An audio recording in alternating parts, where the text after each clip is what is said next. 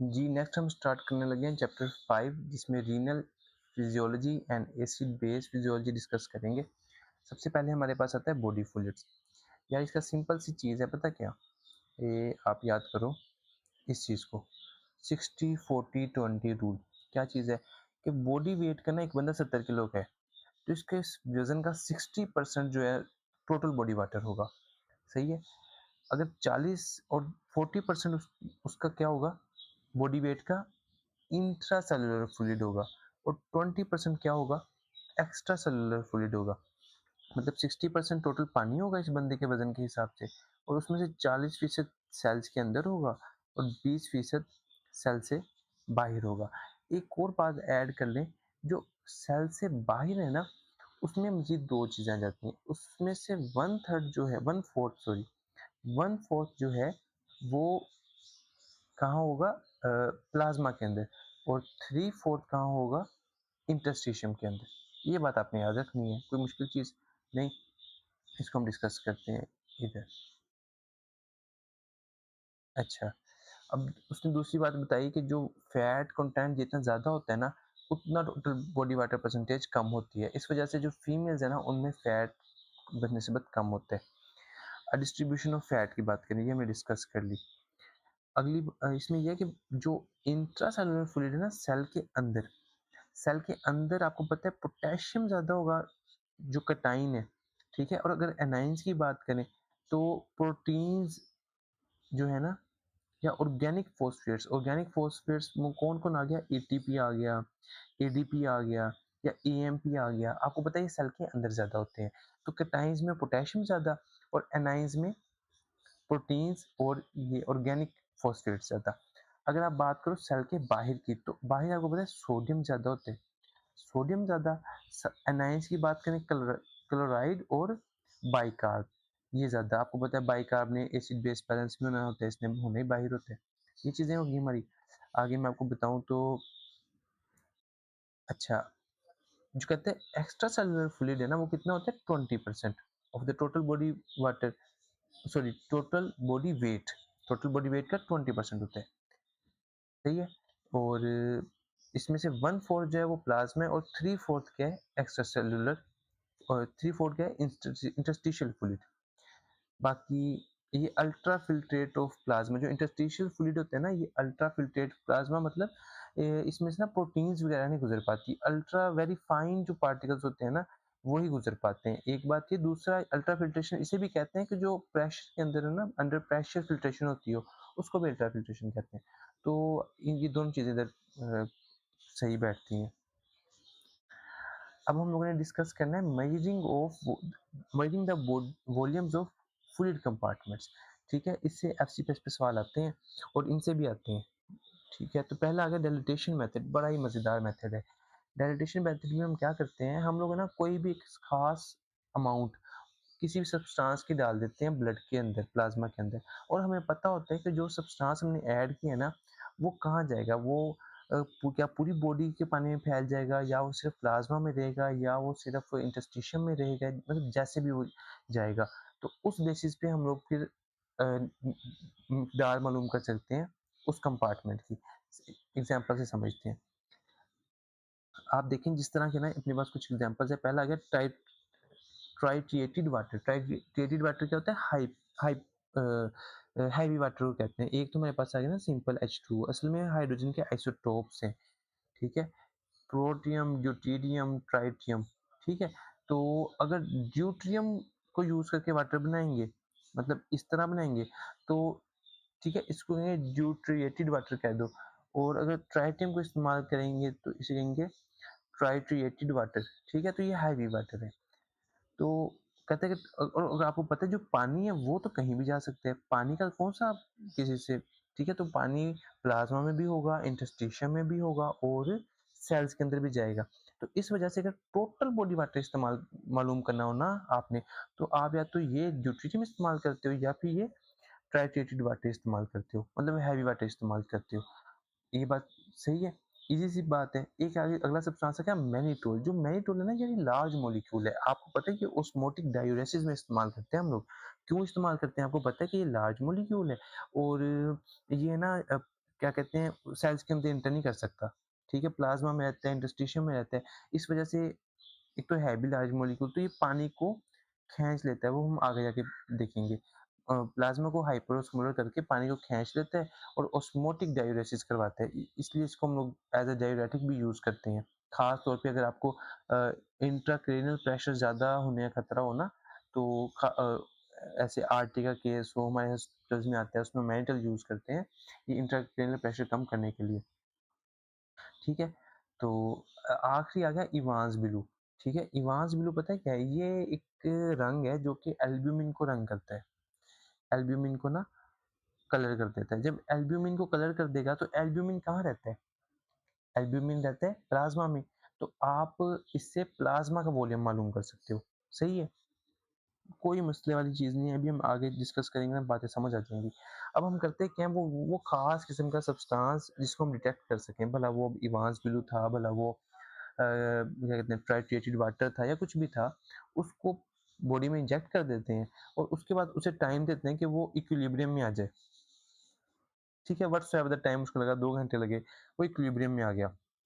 अब इक्विलिब्रियम में आने के बाद फिर हम क्या करेंगे कि प्लाज़्मा हम लोगों ने हमें पता है कि हमने कितनी मिकदार डाली थी और अब हम लोग चेक कर लेंगे प्लाज़्मा का सैंपल लेके कंसंट्रेशन चेक कर लेंगे उस सब्सटेंस की। हमें पता चल जाएगा कि इतने एमएल में इतना ये सब्सटेंस है। तो इससे हम लोग वॉल्यूम निकाल लेंगे। आसान मिसाल दूँ आपको? मैं आपको कहता हूँ यार मैंने ना एक 5 ग्राम चीनी डाली है, ठीक है? 5 ग्राम चीनी डाली है किसी भी कंटेनर में, सही है? लाइक लाइक कोई कंटेनर था और उसके अंदर मैंने 5 ग्राम चीनी डाल दी है। मुझे नहीं पता कि इसके अंदर पानी कितना है। बाद में मैंने सैंपल लिया तो मुझे इतना पता चला कि यार 1 ग्राम है 1 लीटर के अंदर।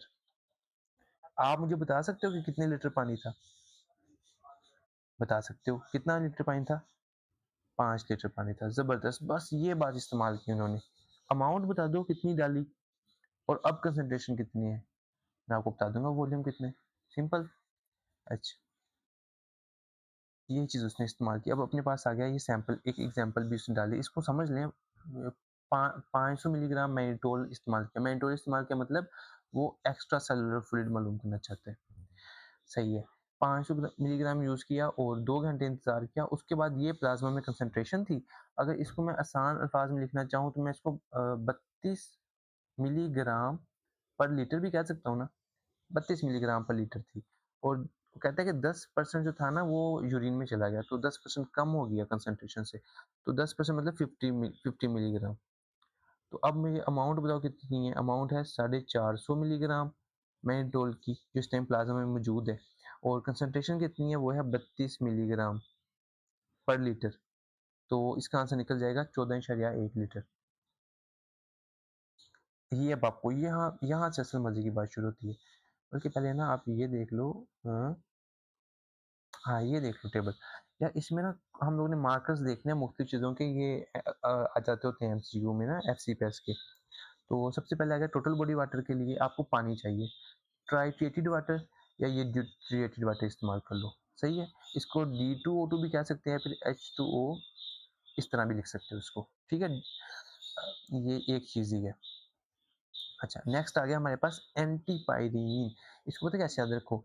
ये एक्चुअली एक सब्सटेंस होता है जो कि लिपिड सोल्यूबल होता है। क्या होता है? लिपिड सोल्यूबल होता है। एज़ अ रिज़ल्ट ये सेल मेम्ब्रेन से ईज़िली क्रॉस कर जाता है और हर जगह चला जाता है, हर कंपार्टमेंट में। तो या तो आप इसको पायरीन पानी से याद कर लो, ये पानी की तरह ही है, ठीक है? तो अगर आप कहोगे नहीं ये क्या बात हुई इसमें तो एंटी आ रहा है, पायरीन आ रहा है, तो फिर या तो यूँ याद रख लो कि ये एंटी पानी है यानी कि लिपिड सोल्यूबल है, तो ये किसी कंपार्टमेंट में जा सकता है। जैसे भी आपने याद रखना है। ठीक है, अगला अपने पास पॉइंट आ गया extra cellular fluid. Extra cellular fluid मालूम करना है तो ऐसा सब्सटेंस चाहिए जो कि सेल मेम्ब्रेन को क्रॉस ना कर सकता हो। तो उसमें हमारे पास ये 3 आ जाते हैं। निमोनिक क्या है? मिस याद रख लो, ठीक है? मिस डोंट एंटर, ठीक है? एक तो इस टाइम भी याद रख सकते हो। दूसरा सिम याद रख लो। सिम जो होती है ना सिम कार्ड होता है फ़ोन का। सिम कार्ड हम लोग फ़ोन के मतलब जो पुराने फ़ोन होते थे तो उसके बाहर रख देते हैं, ठीक है?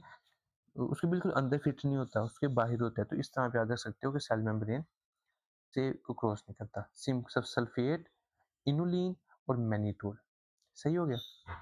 अच्छा, थर्ड हमारे पास आ गया प्लाज़्मा। अब जो प्लाज़्मा है ना, इसके अंदर कौन रहता है? एल्ब्यूमिन रहता है। ये क्या है? रेडियो आयोडीनेटेड सीरम एल्ब्यूमिन, ये लिखा हुआ है, रेडियो आयोडीनेटेड सीरम एल्ब्यूमिन, मतलब ये भी एल्ब्यूमिन है। और इवांस बिलो आपको पता है वो एल्ब्यूमिन को रंग कर देता है, तो दोनों ही एल्ब्यूमिन से कंसर्न्ड है। बाकी रह गया इंटरस्टिशियल और इंटरसेलुलर फ्लूइड, तो उसके लिए आपने ना इनको कैलकुलेट करके आप इनडायरेक्टली इनको कैलकुलेट कर सकते हो। ये बातें वही हैं। अब आ गया हमारे पास shifts of water between compartments. यार ये एक तो आपको इसमें ऑस्मोलैरिटी का पता है क्या होती है? प्लाज्मा ऑस्मोलैरिटी क्या होती है कि सोल्यूट कंसंट्रेशन ऑफ ओस्मोल्स या फिर कंसंट्रेशन ऑफ सोल्यूट पार्टिकल्स कितने हैं इसके अंदर। फिर अपने पास आ गया प्लाज्मा ऑस्मोलैरिटी को कैलकुलेट कैसे करते हैं? सिंपल सा फॉर्मूला है। मेजर अपने पास जो मेजर असल फॉर्मूला है ना वो ये है। इसमें ग्लूकोज की मिकदार डाल दो प्लस यूरिया की डाल दो। ये तीनों ही ओस्मोलर सब्सटेंसेस हैं, ठीक है? तो सोडियम को 2 से ज़रब क्यों दे रहे हैं? क्योंकि सोडियम अपने साथ ना और क्लोराइड वगैरह या फिर क्या कहते हैं अपना बाइकार्ब वगैरह ना, ये भी इसके साथ ही फिर रहे होते हैं सोडियम के, तो इसलिए इसकी कंसंट्रेशन को मल्टीप्लाई कर दिया 2 से, ताकि इनकी भी काउंट हो जाए। सही है?